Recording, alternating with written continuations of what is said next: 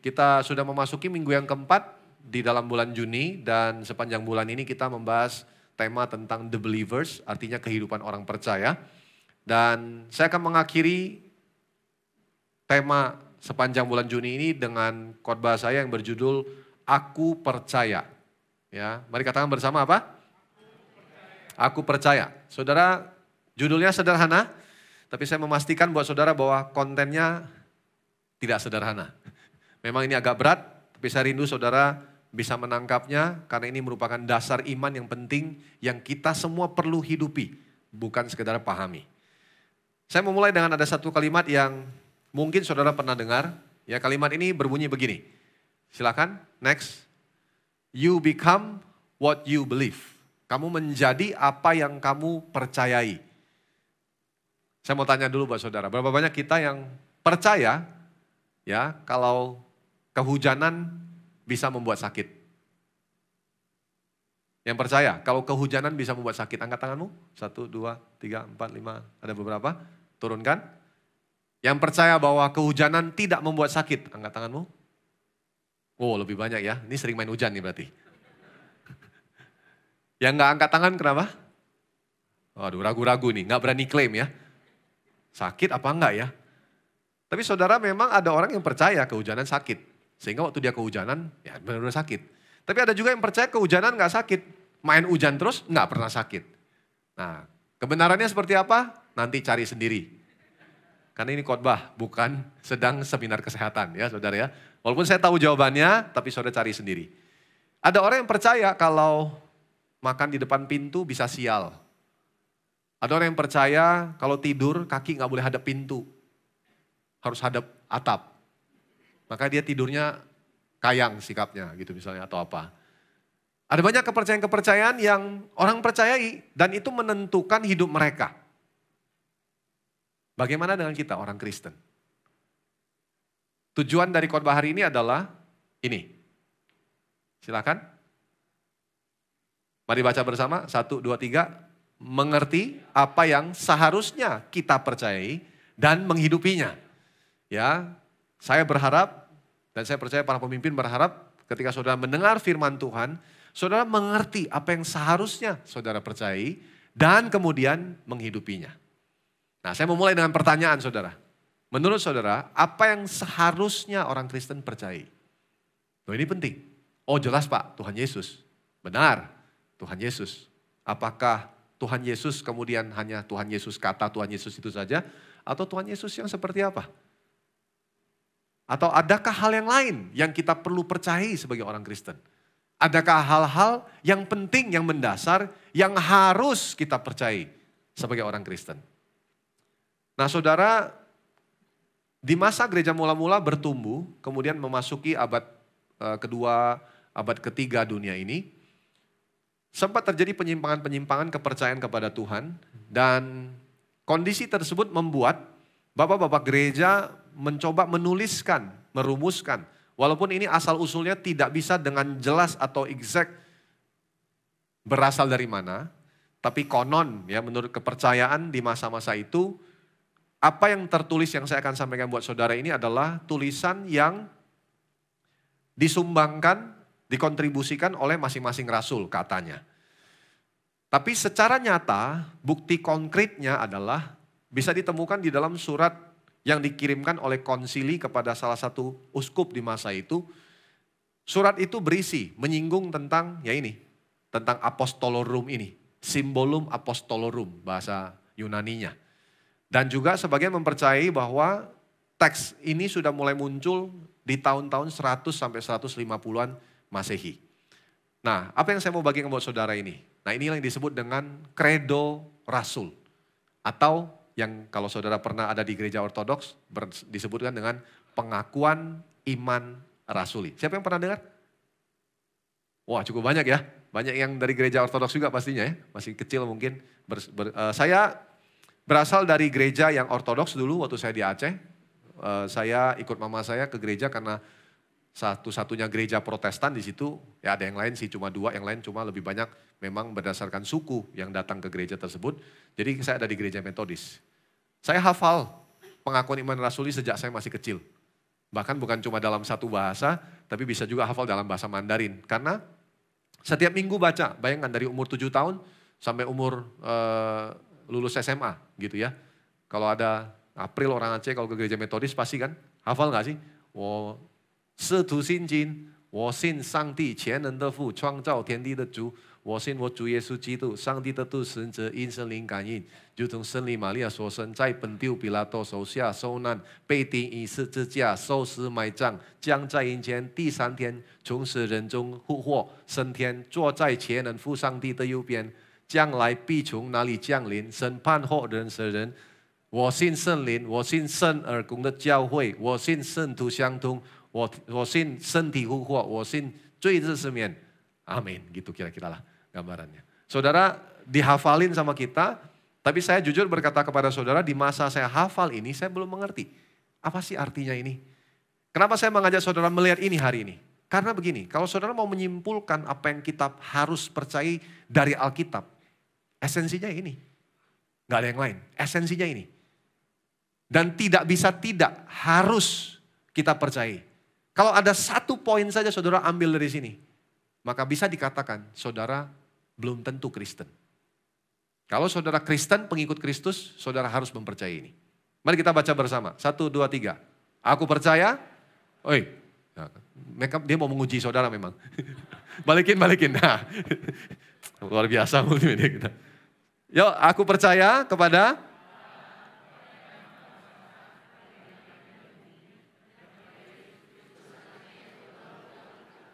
yang dikandung dari Roh Kudus,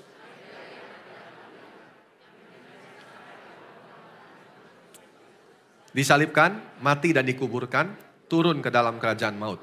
Pada hari yang ketiga, bangkit pula dari antara orang mati, naik ke surga, duduk di sebelah kanan Allah, Bapa yang Maha Kuasa. Dan dari sana ia akan datang untuk menghakimi orang yang hidup dan yang mati.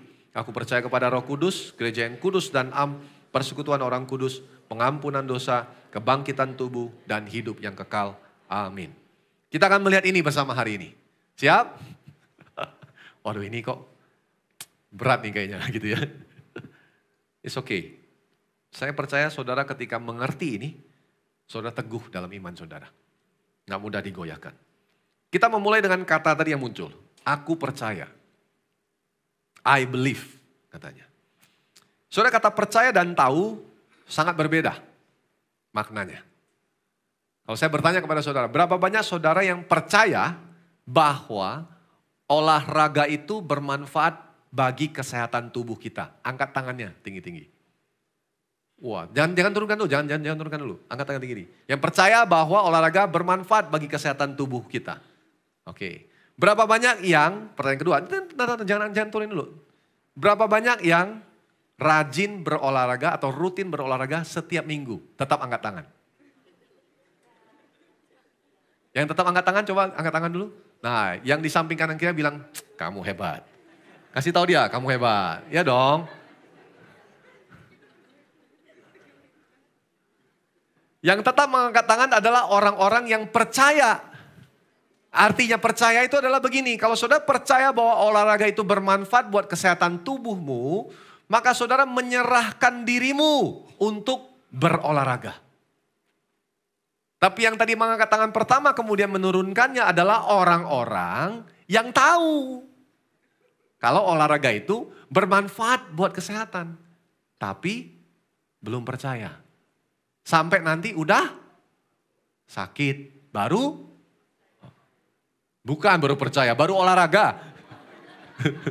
Belum percaya itu biasanya tetap. Nah yang lebih parah lagi adalah gini. Belum percaya, sudah sakit, masih nggak olahraga. Nah itu namanya apa? Keterlaluan. Nah, ini komsel saya ini lagi rame-rame ke dokter gizi saudara. Bagus ya, biar sehat, ya biar benar, pola makannya benar, olahraga benar, istirahatnya benar. Nah, dari sini kita bisa melihat saudara, hal yang sederhana, ada orang memang bisa percaya, tapi ada orang hanya tahu saja. Saudara, di luar sana, sekalipun orang itu bukan Kristen, dia tahu kok. Ada nggak orang di luar sana yang tahu bahwa Tuhannya orang Kristen itu namanya Yesus Kristus? Tahu nggak? Tahu.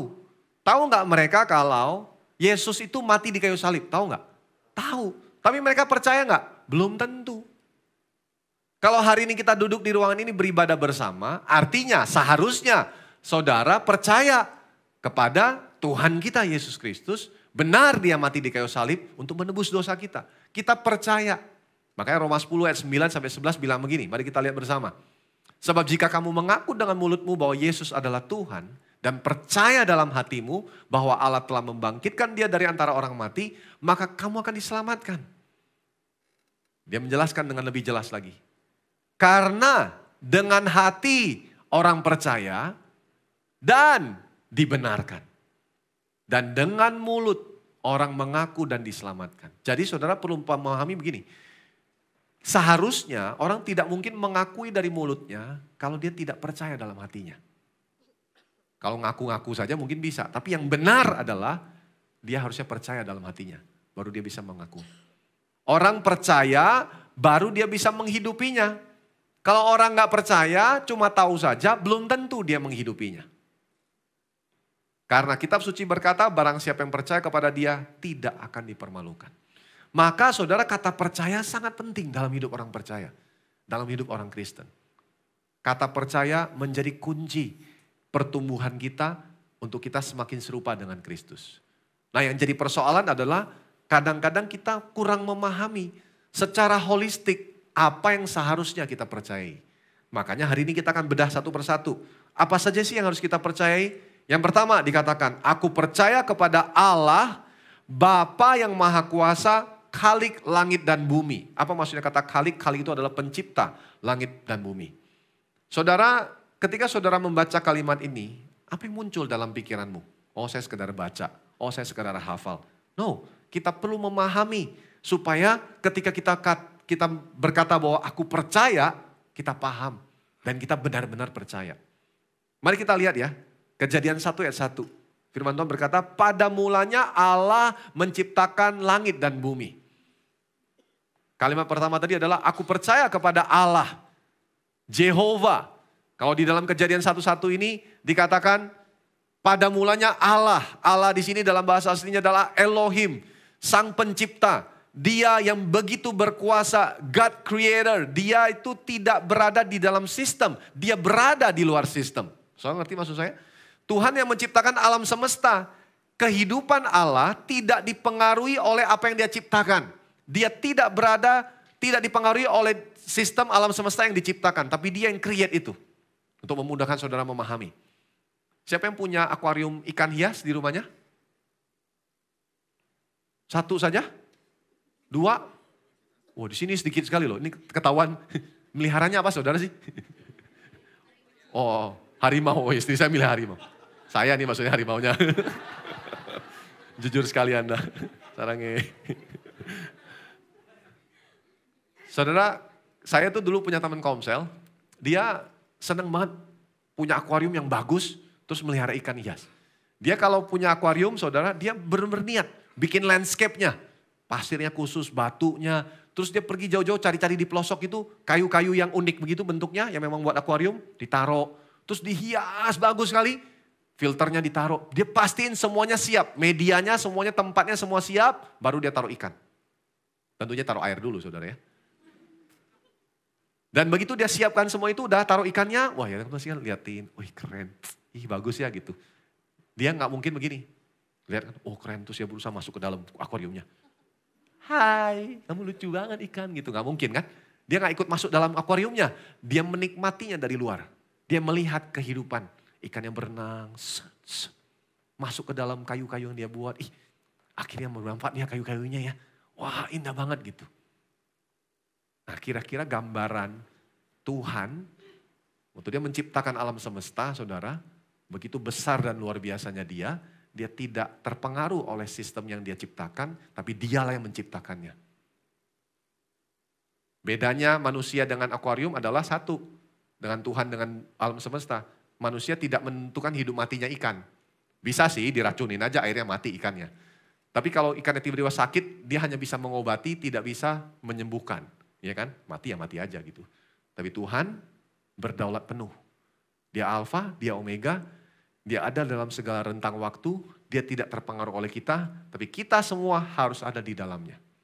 Nah, saudara bayangkan. Kredo Rasul mengucapkan ini pertama untuk kita semua. Supaya kita menyadari betapa besar, ajaib, luar biasanya, berkuasanya Allah yang kita sembah. Yang ketika perjanjian lama, orang Israel mau mendekat, mereka tidak bisa lakukan. Kenapa? Karena mereka takut akan kekudusan dan kebesaran Allah. Kalau mereka mendekat, mereka pasti mati. Tapi kita bersyukur saudara, karena darah Kristus hari ini kita dilayakkan. Sehingga kita menerima rohnya yang kudus. Oleh roh itu kita berkata, ya Aba, ya Bapa. Dan yang lebih luar biasa lagi, saudara tahu apa? Kalimat tadi dilanjutkan, aku percaya kepada Allah. Kemudian, Bapa yang Maha Kuasa. Wow, dahsyat sekali. Saudara dan saya memiliki seorang Bapa yang Maha Kuasa. Kalau Bapamu di rumah terbatas, kalau engkau sebagai Bapa terbatas, tapi engkau punya Bapa di atas segala Bapa yang Maha Kuasa. Loh ini penting. Makanya Yesus waktu ditanya pertama-tama, coba kita lihat ya. Kembali ke ayat yang tadi, ayat yang berikutnya. Mari baca bersama, 1, 2, 3. Karena itu berdoalah demikian. Bapa kami yang di sorga, dikuduskanlah namamu. Saudara, Yesus untuk pertama kalinya, kalau saudara cari di perjanjian lama, tidak ada seorang pun yang berani memanggil Tuhan itu Bapa, enggak ada. Tapi kata Bapa yang ditujukan kepada Tuhan pertama kali diajarkan justru oleh Yesus sendiri kepada murid-murid dan orang banyak waktu itu dan bahkan didengar oleh ahli Taurat dan orang Farisi. Itulah kenapa ada banyak di antara ahli Taurat dan orang Farisi menuduh Yesus. Apa yang dituduhkan? Engkau menghujat Tuhan. Karena bagi mereka saudara nama Tuhan Yahweh itu sakral sekali. Nggak bisa diganggu gugat. Mereka kalau sempat ada orang ngomong Yahweh, semuanya berdiri saudara. Itu Yahudi. Jadi bagi mereka Yahweh itu segala-galanya, sakral. Kalau kata dikuduskan di sini, kalau istilah kita orang Indonesia tuh dikeramatkan. Saudara tahu ya tempat keramat tuh gimana kan rasanya? Gitu. Jadi dikeramatkan seperti sesuatu yang sangat sakral. Nggak bisa diganggu gugat. Tapi Yesus berkata begini, waktu murid-murid bertanya, Rabi bagaimana kami harus berdoa? Dia bilang berdoalah demikian, panggil dia Bapa. Bapa kami yang di sorga. Anak saya yang kedua sekarang berusia 8. Tahun lalu usia dia 7 tahun. Satu kali saya jemput dia pulang dari sekolah. Tiba-tiba dia cerita. Dia bilang gini, Daddy, just now my teacher asked me, oh what did she ask you? She asked me, who is your dad? So I told her, my dad is Darwin Liang, don't you know him? Dia pikir bapaknya tuh diketahui semua orang gitu ya. Tapi memang anak saya tahu bahwa Tunas Bangsa ini dan gereja tuh relate. Ya, dia tahu bahwa Tunas Bangsa yang punya adalah gereja. Nah jadi dia bilang, masa kamu gak tahu papa saya namanya Darwin Liang itu? Terus dia bilang gini, he is the top leader of the church. Abba love, don't you know? Dia bilang gitu. Pede banget kan nih anak kan? Gitu. Tapi memang gurunya kenal saya sebenarnya, cuma mau godain dia gitu. Mau lihat dia tuh ceritain bapaknya tuh siapa gitu. Terus begitu pulang naik motor dia ceritakan. Terus dia bilang gini, Daddy, isn't the church own the school? Yes. Oh okay. So you are the top leader of the church and the school owned by the church. Then you can control the school, right? Ya, anak kecil loh bisa mikir sejauh itu loh. Saya bilang, no Daryl, I cannot control the school. The school has its own rules. Ada aturannya sendiri, saya bilang. Ada aturan sendiri sekolah. Tapi papi mengcover kerohanian sekolah. Guru-guru dan kepala sekolah dan semuanya kerohaniannya. Papi dan penatua lain cover mereka. Oh oke, I got it. Siapa sih Darwin saudara? Bukan siapa-siapa. Tapi seorang anak kecil. Bisa merasakan bahwa kalau papanya itu punya kuasa, punya posisi tertentu, dia itu bangga. Bagaimana dengan kita? Kita punya Bapa yang Maha Kuasa. Pencipta langit dan bumi. Wow.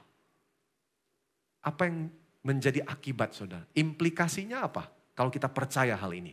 Nah ini implikasinya saudara.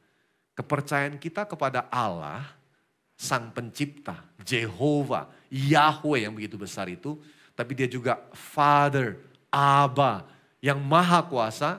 Apa saudara? Akan memberikan kita rasa aman sebenarnya. Sekalipun berada di dalam kondisi yang penuh dengan ketidakpastian. Setuju dengan saya? Saudara, dunia ini penuh dengan ketidakpastian. Saudara belum tahu besok akan jadi apa. Pandemi membuktikan bahwa dalam sekejap dunia ditunggang balikan dengan sebuah virus.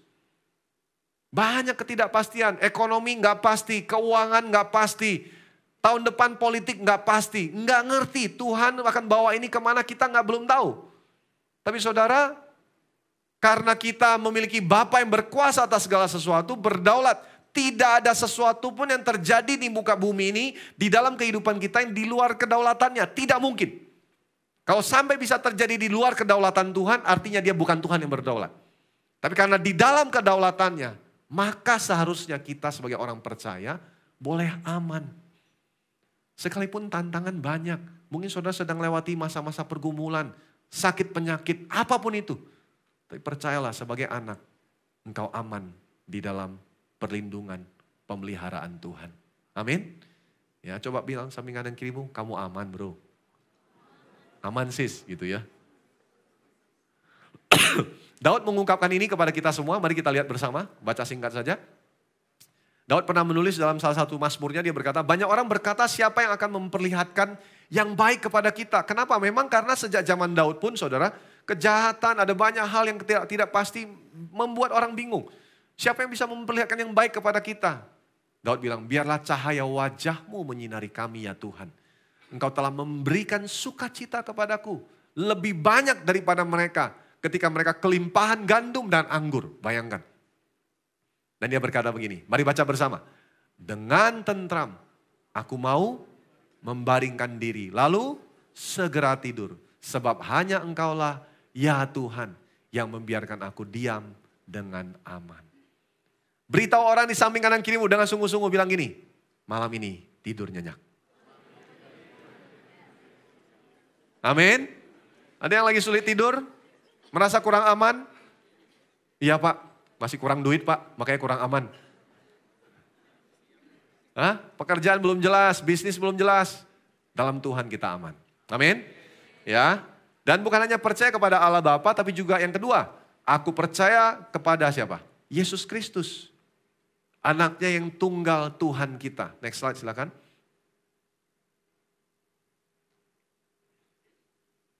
Yang dikandung dari Roh Kudus, membuktikan bahwa dia tidak berasal dari benih seorang laki-laki.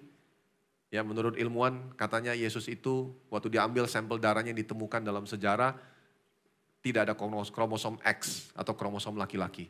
Karena dia memang dikandung dari Roh Kudus, benih ilahi. Membuktikan keilahiannya dia. Tapi bukan hanya itu, dia lahir dari anak darah Maria.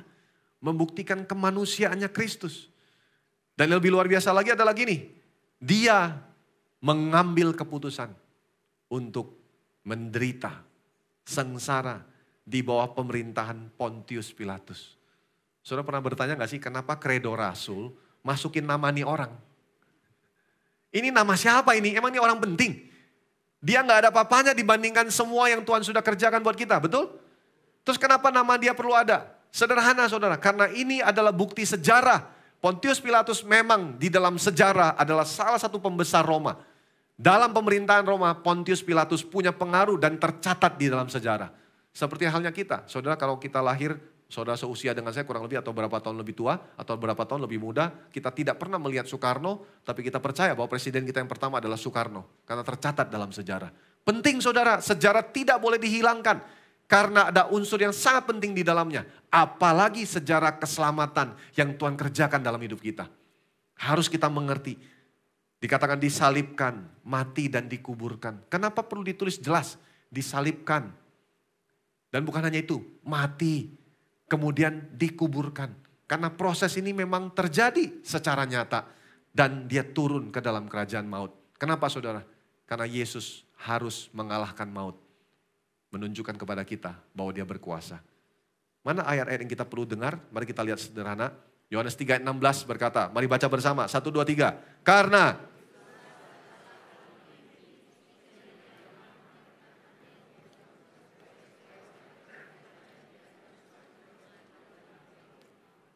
Amin.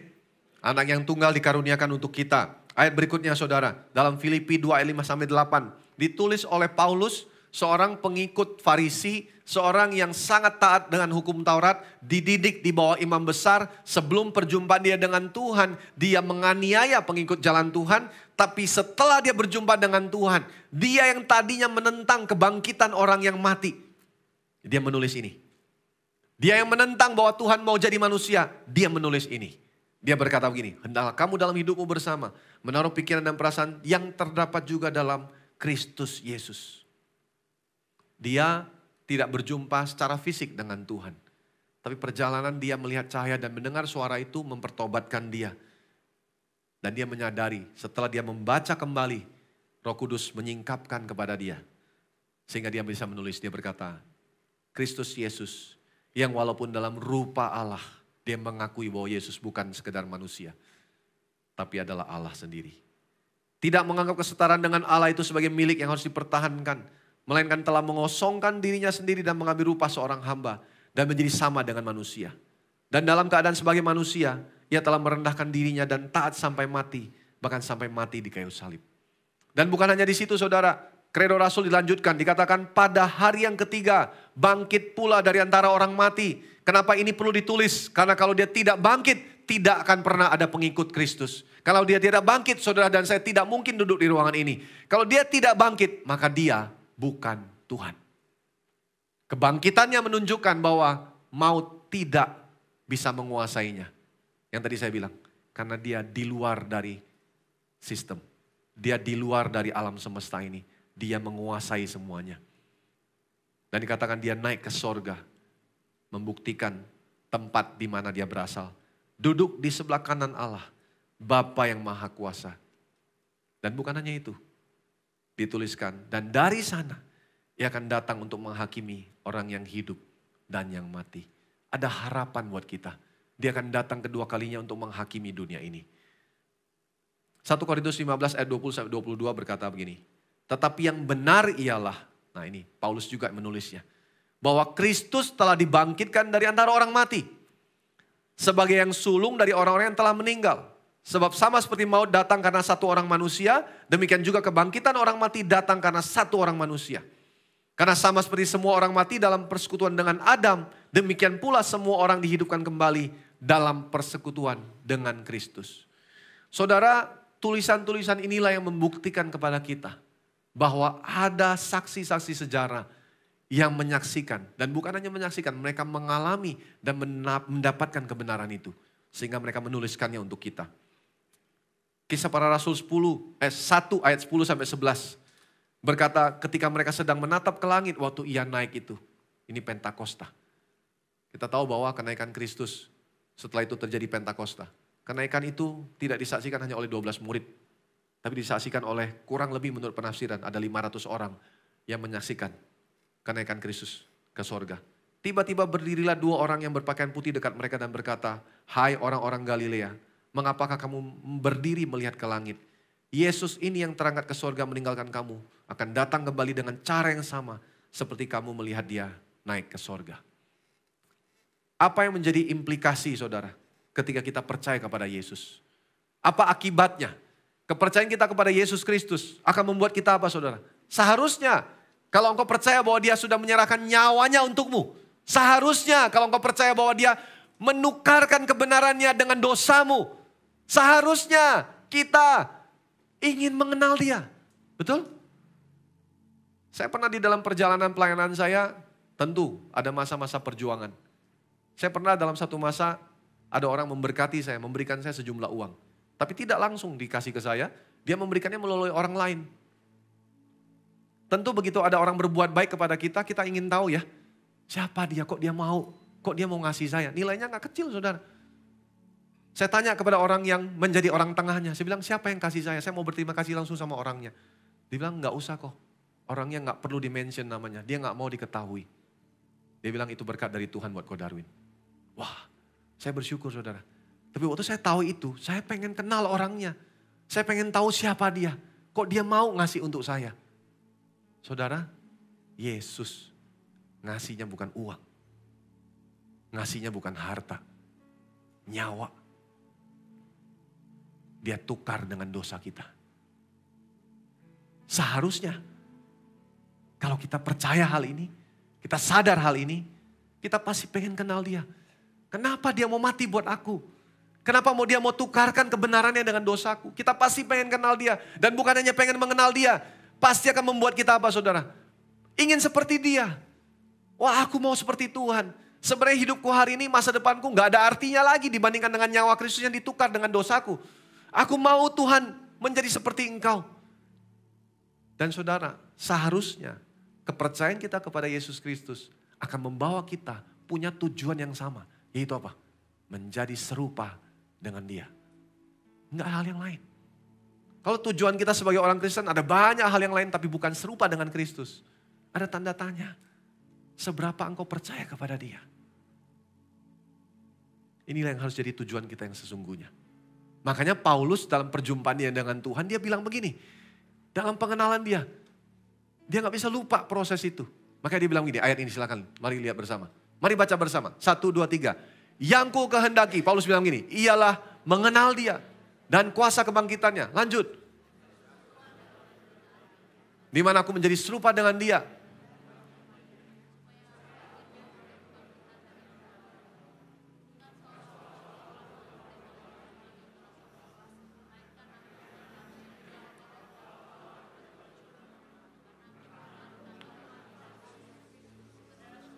Aku sendiri tidak menganggap bahwa aku telah menangkapnya.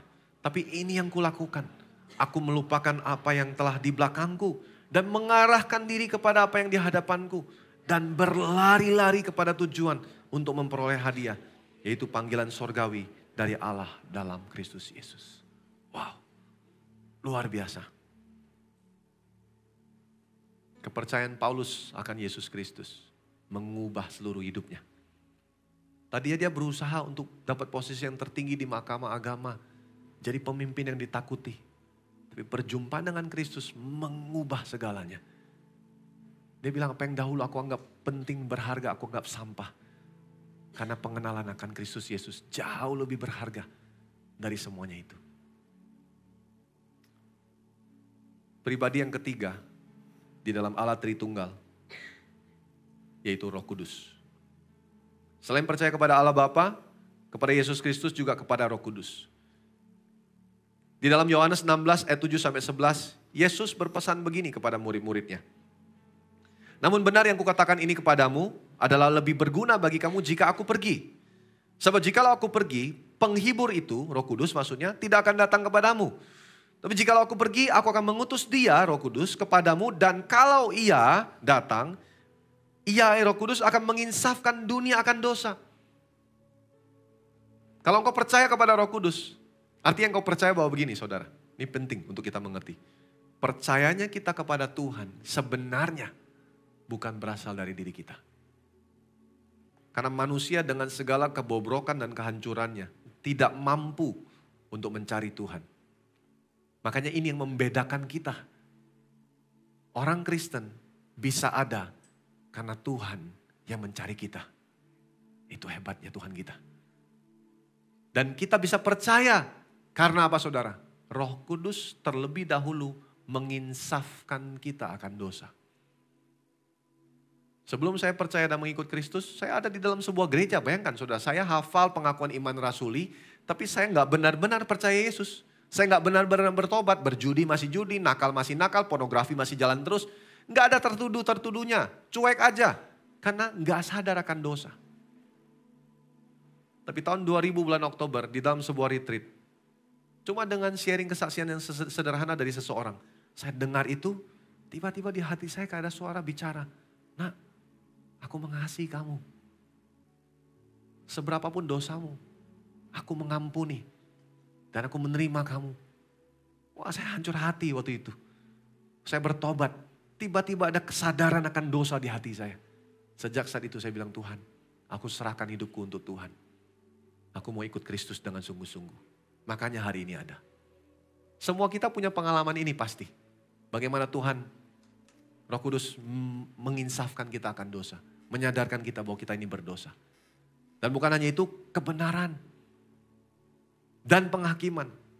Akan dosa karena mereka tetap tidak percaya kepadaku. Akan kebenaran karena aku pergi kepada Bapa dan kamu tidak melihat aku lagi. Akan penghakiman karena penguasa dunia ini telah dihukum. Lanjut. Yohanes 16 ayat 13 dia berkata, tetapi apabila ia datang, yaitu roh kebenaran, ia akan memimpin kamu ke dalam seluruh kebenaran. Murid-murid waktu itu belum mengerti selama 3,5 tahun ini Tuhan Yesus ngajar apa sih? Bukannya Tuhan Yesus ini berkuasa sekali, bukannya Tuhan Yesus mau ngambil posisi jadi raja buat bangsa Israel. Kenapa kok kita nggak paham? Mereka nggak ngerti. Berulang kali Yesus kasih tahu, belumkah kamu paham juga kata Yesus. Kenapa saudara? Karena memang secara manusia terbatas. Ada banyak hal yang sulit kita pahami. Tapi kita bersyukur ada hari Pentakosta. Roh Kudus dicurahkan atas diri murid-murid. Dengan gagah berani mereka berdiri. Di hadapan 3.000 orang laki-laki mereka berkhotbah. Petrus berkhotbah. Menyatakan kebenaran dan menjelaskannya bukan sekedar ngomong Yesus mati di kayu salib. Dia jelasin dengan sejarah. Makanya waktu mereka ditangkap sama Mahkamah Agama heran. Mereka bilang ini, bukankah mereka orang-orang tidak terpelajar? Bagaimana mungkin mereka bisa menceritakan itu semua? Salah satu dari 7 diaken bernama Stefanus. Ketika dia dihakimi oleh Mahkamah Agama. Sebelum dirajam oleh batu. Apa yang Stefanus lakukan? Dia menjelaskan perjalanan dari Abraham sampai Yesus Kristus. Apakah dia orang yang hebat? Tidak. Tapi Roh Kudus di dalam dia. Memimpin dia ke dalam seluruh kebenaran. Menyingkapkan hal-hal yang dia tidak pahami sebelumnya. Makanya saudara kalau saudara baca Alkitab. Jangan bergantung kepada pengetahuan di otakmu. Atau kehebatanmu dalam engkau menggali dan mencari sumber-sumber yang bisa dipercaya. Tapi percayalah. Waktu engkau membaca dan merenungkannya, Roh Kudus akan menyingkapkannya buat engkau. Itulah yang dinamakan dengan iluminasi, dicerahkan. Tidak ada lagi pewahyuan. Pewahyuan sudah berhenti, sudah utuh di dalam kitab 66 itu. Tapi yang ada hari ini adalah penyingkapan. Kita di-illuminate, disingkapkan, dicerahkan akan firman Tuhan. Sebab ia tidak akan berkata-kata dari dirinya sendiri. Tetapi segala sesuatu yang didengarnya, itulah yang akan dikatakannya. Dan ia akan memberikan kepadamu. Ini yang jarang dibahas. Hal-hal yang akan datang. Apa maksudnya? Oh nanti bisa jadi paranormal Pak. Jadi cenayang. Ayo yang mau konsultasi masa depan bisnisnya kira-kira gimana? Datang sama saya. Bukan. Apa maksudnya memberitahu kepadamu hal-hal yang akan datang? Roh Kudus. Karena dia pasti mendengar dari Bapa, dari Yesus. Apa yang perlu disampaikan kepada kita. Yang disampaikan pasti selalu bicara tentang apa yang jadi kehendaknya. Tuhan akan bawa engkau, nah makanya ada Kisah 1 ayat 8. Menjadi saksi kemanapun Tuhan membawa engkau, mengutus engkau. Dengan tujuan supaya engkau menyaksikan kehendak Allah terjadi atas tempat itu. Kalau saudara baca Kisah para Rasul, Roh Kudus bisa bicara kepada Paulus, Silas, Barnabas. Pergi ke sana. Aku mau mempertobatkan orang di sana, pergi bertobat. Roh Kudus bisa memberitahu hal yang akan datang. Mari baca bersama Kisah Rasul 1 ayat 8. 1, 2, 3. Tetapi.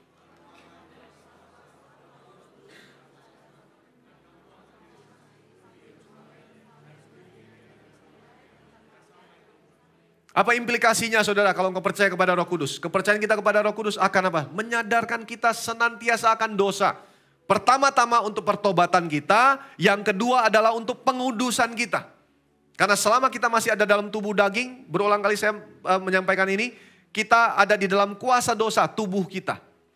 Maka Roh Kudus berperan untuk menyadarkan kita senantiasa akan dosa. Supaya kita menjauhi dosa, menjauhi kenajisan, menjauhi percabulan, menjauhi hal-hal yang tidak layak di hadapan Tuhan. Untuk pengudusan kita. Dan bukan hanya itu, dia memimpin kita ke dalam seluruh kebenaran. Wow. Maka kita perlu membaca Alkitab kita. Karena Roh Kudus menolong kita, memimpin kita. Dan tidak berhenti di situ. Kalau engkau percaya kepada Roh Kudus, engkau percaya kepada Kisah 1 ayat 8 tadi. Bahwa engkau menerima kuasa karena Roh Kudus ada di dalammu. Untuk menjadikan engkau apa? Bukan hanya untuk aku sendiri, no. Karena kita tahu 9 karunia Allah, 8 yang lain buat semua orang yang lain. Hanya 1 berbahasa roh untuk membangun iman kita.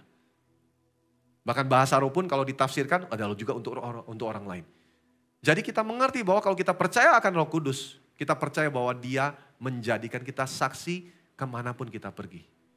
Minggu keempat selalu menjadi minggu misi. Makanya kenapa ada tayangan video misi buat kita semua.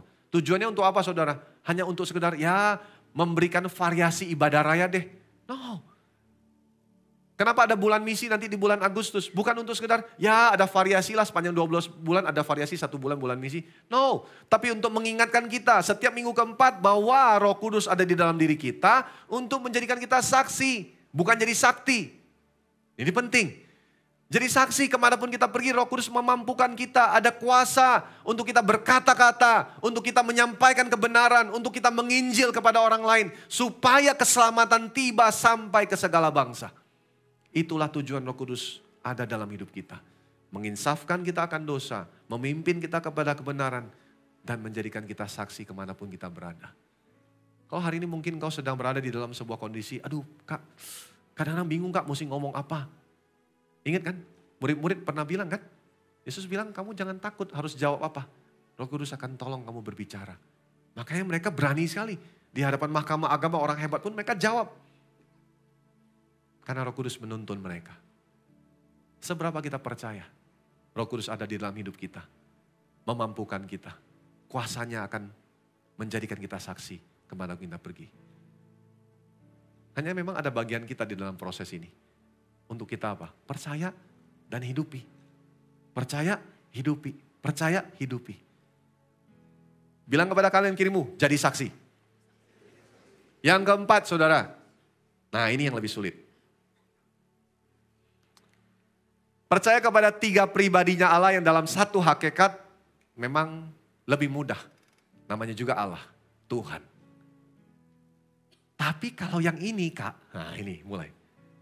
Gereja yang kudus dan am artinya universal. Percaya akan gereja yang kudus dan universal. Kemudian persekutuan orang-orang kudus. Kalau ini saya susah percaya kak. Masalahnya kalau lihat kanan, lihat kiri, lihat belakang, lihat depan. Nah, kurang kudus. Iya enggak? Oh enggak ya, di sini enggak ada ya. Memang tadi ibadah 2 aja sih. Kudus semua kita. Kenapa sulit percaya? Karena memang kenyataannya hari ini banyak gereja mengalami gejolak yang luar biasa, pengajaran yang menyimpang, ada banyak hal yang lain yang terjadi. Sehingga orang sulit percaya, pengelolaan keuangan yang gak beres, hamba Tuhan yang kaya raya dan segala macam, ada banyak hal yang terjadi. Tapi saudara tetap, di dalam kredo Rasul, ini adalah salah satu bagian yang tidak bisa diambil. Kalau saudara mempercayai Allah Tritunggal, saudara tidak bisa tidak mempercayai gereja, gak bisa. Karena ini adalah iman kita. Kita percaya bahwa Tuhanlah yang mendirikan gereja di muka bumi ini. Dan gereja ini didirikan oleh Tuhan bukan untuk cuma having fun, untuk sesuatu yang yang penting ada, no. Tapi memang ada tujuannya. Karena pekerjaan Tuhan harus diselesaikan oleh gerejanya. Siapa yang memulai gereja? Siapa yang memulai Abel of Ministries? Oh foundernya dong kak, Sofyan Suteja. No. Dia hanya alat Tuhan untuk memulai sesuatu. Tapi sesungguhnya yang mendirikan gereja adalah Tuhan. Karena sejak awalnya memang demikian. Matius 16 ayat 18 berkata begini. Dan aku pun berkata kepadamu, Yesus berkata kepada murid-murid dan kepada Petrus waktu itu. Engkau adalah Petrus. Dan di atas batu karang ini, apa maksudnya di atas batu karang ini? Bukan di atas Petrus, bukan. Tapi di atas batu karang ini karena sebelumnya ada percakapan antara Yesus dan murid-murid. Menurut kamu siapakah aku? Kemudian Petrus berkata, engkau adalah Mesias, anak Allah yang hidup. Yesus bilang, di atas pernyataanmu bahwa aku ini adalah Mesias, anak Allah yang hidup. Aku akan mendirikan eklesiaku, jemaatku, gerejaku.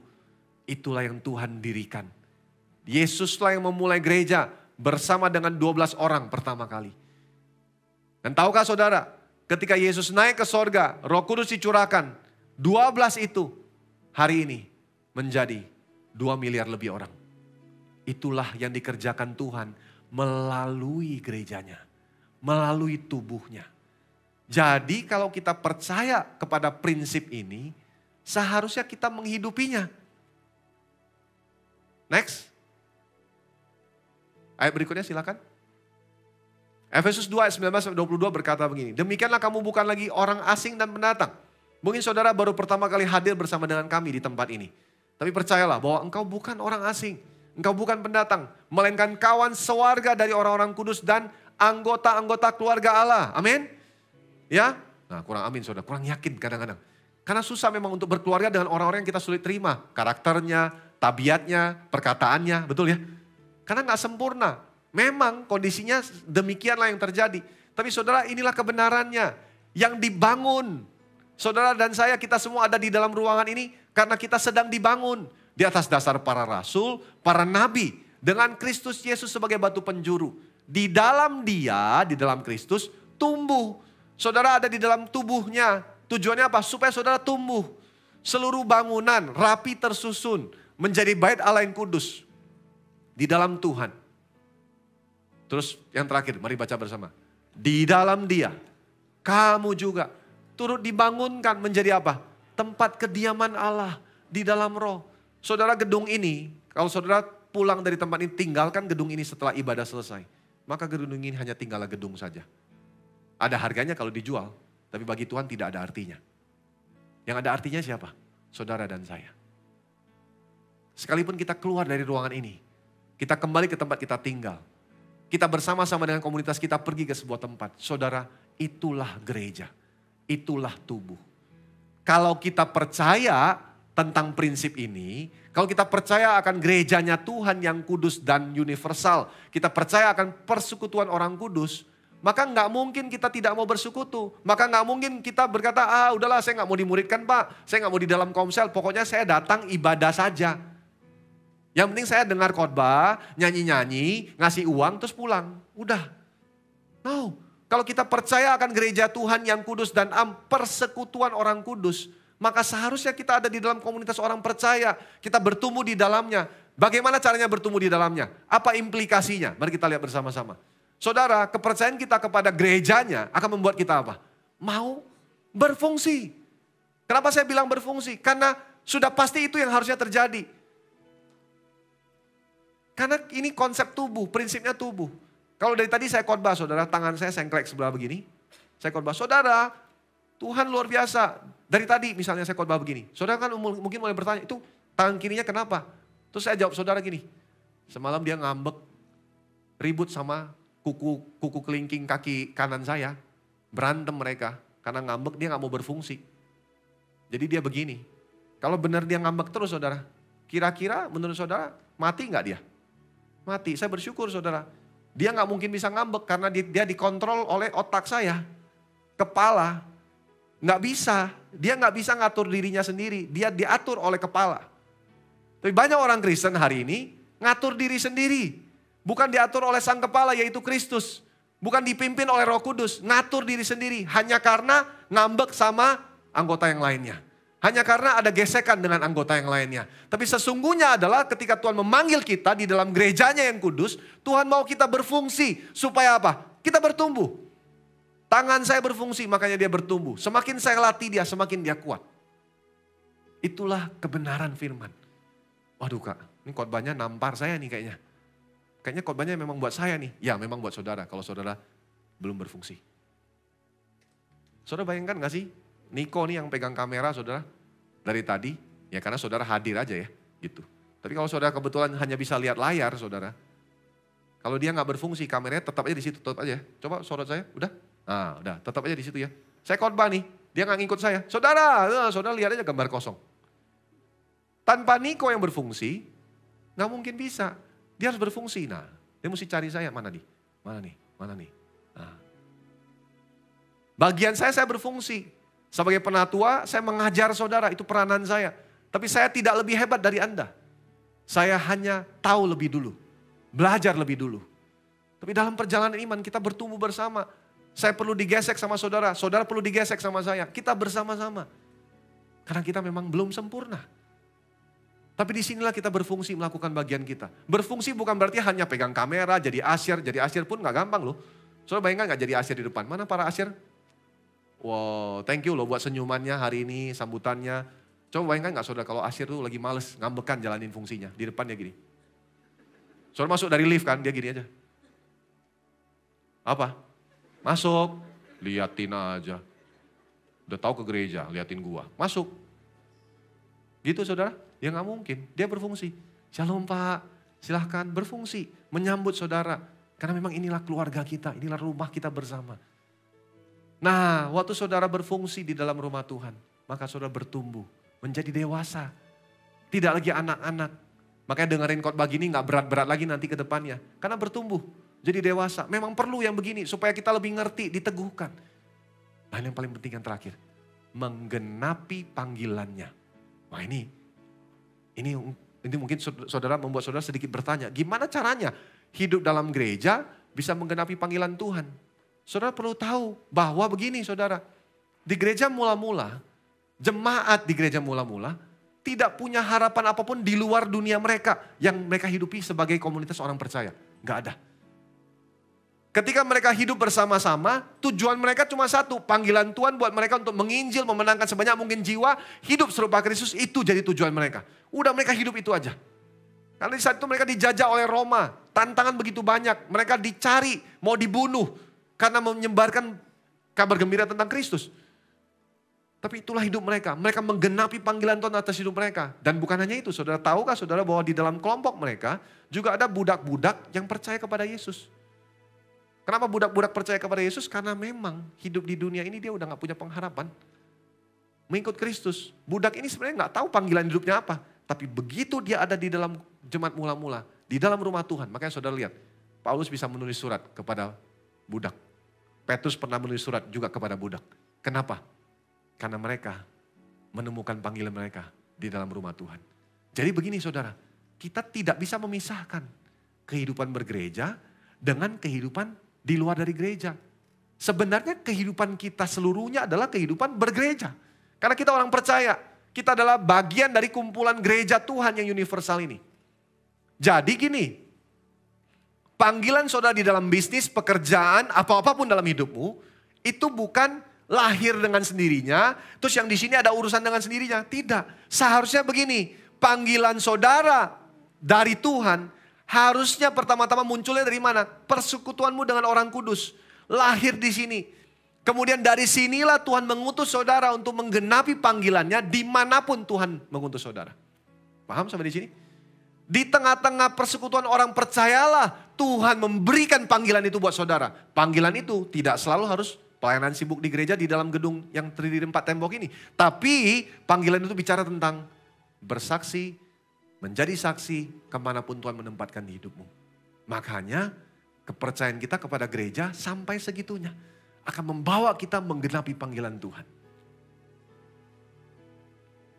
Yang terakhir, pengampunan dosa, kebangkitan tubuh, dan hidup yang kekal.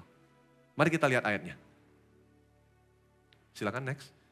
Tetapi sekarang setelah kamu dimerdekakan dari dosa, dan setelah kamu menjadi hamba Allah, kamu beroleh buah yang membawa kamu kepada pengudusan, dan sebagai kesudahannya, ialah hidup yang kekal. Saudara, tidak semua orang di dunia ini percaya akan hidup yang kekal. Ada sebagian orang yang percaya bahwa tidak ada kehidupan setelah kematian. Betul? Saudara pernah bertemu dengan orang-orang yang begitu? Dia nggak percaya ada kehidupan setelah kematian. Ada juga sekelompok orang yang mempercayai bahwa akan terjadi reinkarnasi. Kehidupan sekarang saya jadi pendeta karena saya berbuat baik, nanti setelah saya dilahirkan kembali, nanti roh saya kalau saya meninggal akan diambil, kemudian akan masuk lagi ke dalam tubuh yang baru. Nah nextnya kehidupan karena yang baik yang saya lakukan sekarang, nextnya saya bisa jadi presiden mungkin, yang lebih hebat lagi misalnya. Gitu. Tapi saudara bagi kita orang Kristen, kita tidak mempercayai reinkarnasi, kita tidak mempercayai tidak ada kehidupan setelah kematian, tapi kita mempercayai ada kehidupan kekal setelah kematian. Kehidupan kekal itu bisa bersama Bapa di sorga atau bersama setan di neraka. Dan kita bersyukur kalau hari ini kita duduk bersama di ruangan ini. Kita percaya kepada Dia. Setiap kita yang percaya kepada Dia, dimerdekakan dari dosa. Diampuni dosanya. Dan kesudahannya ialah apa saudara? Hidup yang kekal. Ayat berikutnya, ayat terakhir ini buat kita semua. Sebab inilah kehendak Bapakku, yaitu supaya setiap orang yang melihat anak dan yang percaya kepadanya beroleh hidup yang kekal. Dan supaya aku membangkitkannya pada akhir zaman. Makanya Credo Rasul berkata, aku percaya akan pengampunan dosa, kebangkitan tubuh, dan hidup yang kekal. Amin. Apa implikasi terakhir saudara?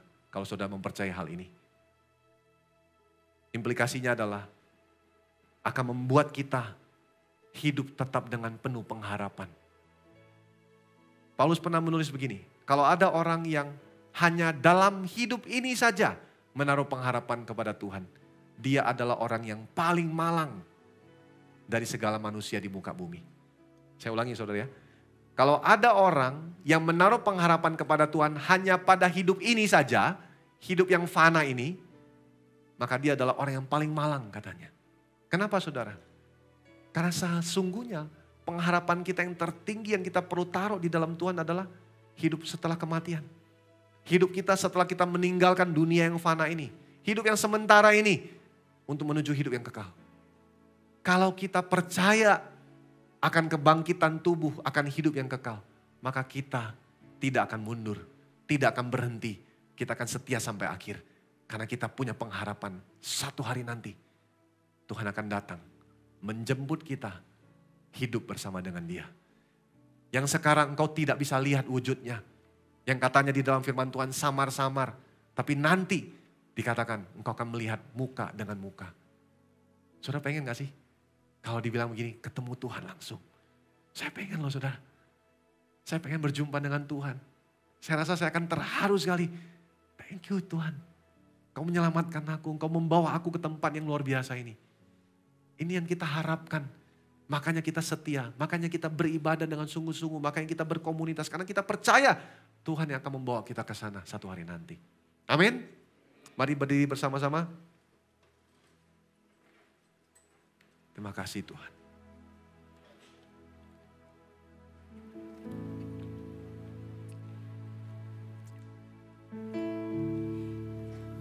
Biarlah kebenaran ini kita endapkan di hati kita. Terima kasih Tuhan. Karena hari ini Kau mengajar kami akan dasar-dasar iman yang penting.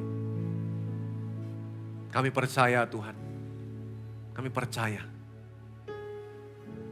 Thank you Jesus. Thank you Jesus. I believe in God our Father. I believe in Christ the Son. I believe in the Holy Spirit. Our God is three in one. I believe in the resurrection, that we will rise again. For I believe in the name of Jesus. I believe in God our Father. I believe in Christ the Son. I believe in the Holy Spirit. Our God is three in one. I believe in the resurrection, that we will rise again. For I believe in the name of Jesus. Say I believe in God our Father. I believe in Christ the Son. I believe in the Holy Spirit.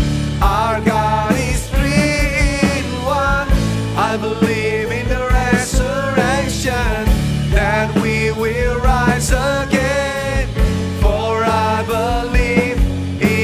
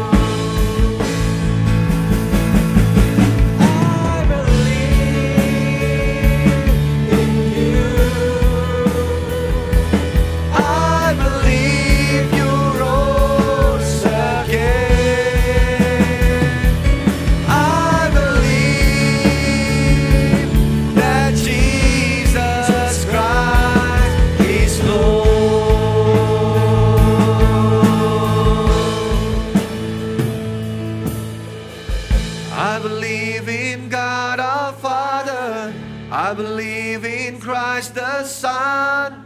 I believe in the Holy Spirit. Our God is three in one.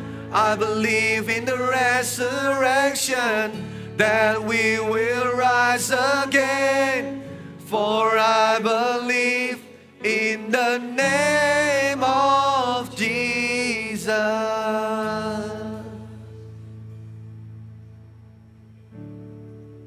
Aku percaya kepada Allah, Bapa yang Maha Kuasa, Khalik, Pencipta langit dan bumi. Dan kepada Yesus Kristus, anaknya yang tunggal, Tuhan kita. Yang dikandung daripada Roh Kudus, lahir dari anak darah Maria. Menderita sengsara di bawah pemerintahan Pontius Pilatus. Disalibkan, mati, dan dikuburkan. Turun ke dalam kerajaan maut. Pada hari yang ketiga, bangkit pula dari antara orang mati. Naik ke sorga. Duduk di sebelah kanan Allah, Bapa yang Maha Kuasa. Dan dari sana, Ia akan datang kembali untuk menghakimi orang yang hidup dan yang mati. Aku percaya kepada Roh Kudus. Aku percaya kepada gereja yang kudus dan am. Persekutuan orang kudus. Pengampunan dosa, kebangkitan tubuh, dan hidup yang kekal. Amin. Kami percaya Tuhan. Kami percaya. Dan biarlah kami yang sudah mendengar kebenaran ini, kami menghidupinya. Biarlah setiap implikasi tadi yang kami sudah terima, itu boleh terjadi dalam hidup kami. Di dalam Bapa kami boleh aman. Di dalam Yesus Kristus, kami tidak mau berhenti untuk mengenal pribadinya. Bahkan kami rindu untuk hidup seperti Dia. Serupa dengan Dia. Di dalam Roh Kudus Tuhan, kami akan terus diingatkan, disadarkan akan dosa. Kami akan dipimpin kepada kebenaran demi kebenaran. Bahkan akan menjadikan kami saksi dimanapun kami ditempatkan. Dan di dalam tubuh-Mu Tuhan kami akan berfungsi. Di dalam gereja-Mu kami akan bertumbuh menjadi dewasa. Di dalam gereja-Mu Tuhan, panggilan Tuhan akan digenapi atas hidup kami. Dan kami tahu Tuhan, pengharapan kami tidak akan pernah kembali dengan sia-sia. Kami akan hidup di dalam-Mu sampai akhir. Karena kami tahu Engkau menanti kami dalam kekekalan. Terima kasih Tuhan. Terima kasih Tuhan. Thank you Jesus. I believe in God our Father. I believe in Christ the Son. I believe in the Holy Spirit. Our God is three in one. I believe in the resurrection, that we will rise again. For I believe in the name of Jesus. I believe in God our Father. I believe in Christ the Son. I believe in the Holy Spirit. Our God is three in one. I believe in the resurrection, that we will rise again. For I believe in the name of Jesus. Aku percaya kepada Bapa, aku percaya kepada Yesus Kristus, aku percaya kepada Roh Kudus. Tuhan, hari ini kami belajar Tuhan, bagaimana kami hidup sebagai orang percaya. Roh Kudus, kiranya Engkau yang memimpin kami dalam kehidupan kami. Bagaimana kami boleh menjadi saksi-Mu, bagaimana kami boleh hidup sama seperti Kristus telah hidup. Bagaimana kami boleh mengikuti teladan Yesus. Kasih-Nya yang mengalir di tengah-tengah kami, biarlah itu juga boleh kami alirkan ke orang-orang sekitar kami. Sehingga orang-orang boleh mengerti dan mengenal siapa Yesus yang kami sembah. Terima kasih Tuhan. Mari Bapak Ibu Saudara kita angkat tangan kita. Hari ini pulanglah. Terimalah berkat dari Allah Bapa dan cinta kasih dari Yesus Kristus dan penyertaan dari Roh Kudus yang akan memimpin kita, menuntun kita dan menegur kita untuk kita boleh hidup menjadi sama serupa seperti Kristus. Hanya di dalam nama Tuhan Yesus, setiap kita yang percaya sama-sama katakan amin. Selamat hari Minggu, Tuhan Yesus memberkati.